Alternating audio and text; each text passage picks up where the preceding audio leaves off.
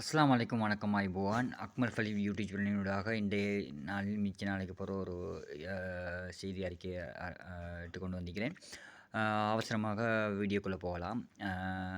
முதலாவது தேசிய செய்தி பக்கம் போனோமே ஆனால் ஸ்ரீலங்காவில் நிறைய கண்டெய்னர் சம்மந்தப்பட்ட விஷயங்கள், அதாவது ரேகுவில் ஆப்பட்டுட்டிருக்கிற இதில் ப்ளாக் ஆகி கொண்டு இருக்குது. அந்த செய்தி இன்னும் தொடர்ந்து வரக்கூடிய காலங்களையும் அதை நீடிக்குமென அறிய கிடைத்திருக்கின்றது. அந்த செய்தியும் அடுத்ததாக இலங்கையில் கடந்த சில நாட்களாக பெய்து வரும் மழையான காலனியினால் 92,000 மக்கள் பாதிக்கப்பட்டுள்ளதாக இடர் முகாமைத்துவ டிபார்ட்மெண்ட் அறிவித்திருக்கின்றது.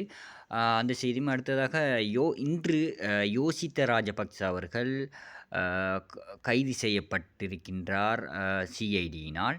அந்த செய்தியும் அடுத்ததாக வெளிநாட்டு செய்தி பக்கம் போனோமேயானால் வெளிநாட்டு செய்தியில் இஸ்ரேல்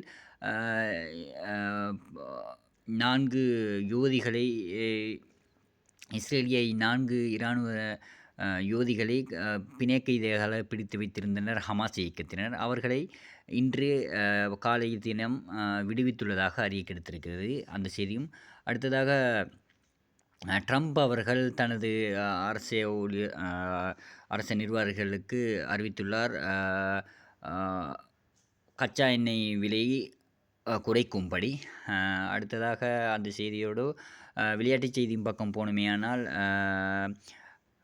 இன்று ஆரம்பமாகுது வெஸ்ட் இண்டீஸ் மற்றும் பாகிஸ்தான் அணிக்கு இடையிலான போட்டி. அந்த செய்தியை அடுத்து வரக்கூடிய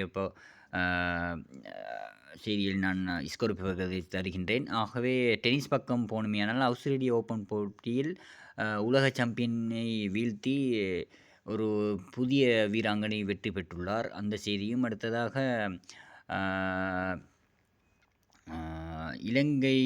இலங்கையின் சமரி அத்தப்போ 10 மற்றும் கமிந்து மெண்டிஸ் போன்ற வீரர்கள் 2024க்கான ஐசிசி கிரிக்கெட் அணியில் இடம்பெற்று தனது சொந்த நாட்டுக்கு பெருமையை சேர்த்து தந்துள்ளனர். அந்த செய்தியும் எமது செய்தியை முடித்துக் கொள்கிறேன். ஆகவே சப்ஸ்கிரைப் பண்ணாமல் எமது வீடியோக்களை பார்த்து வருகிறீர்கள். ஆகவே லைக், கமெண்ட் செய்து குறை நிறைகளை கமெண்ட் செய்து எமது வீடியோக்களை உங்கள் நண்பர்கள் அல்லவர்கள் எல்லாருக்கும் ஷேர் செய்து எமது யூடியூப் சேனலுக்கு சப்போர்ட் பண்ணுங்கள். சப்ஸ்கிரைப் செய்யாமல் பார்த்து கொண்டிருப்பவர்கள் கட்டாயம் சப்ஸ்கிரைப் செய்து எமது சேனலின் வளர்ச்சிக்கு ஊடுதலாக இருங்கள்.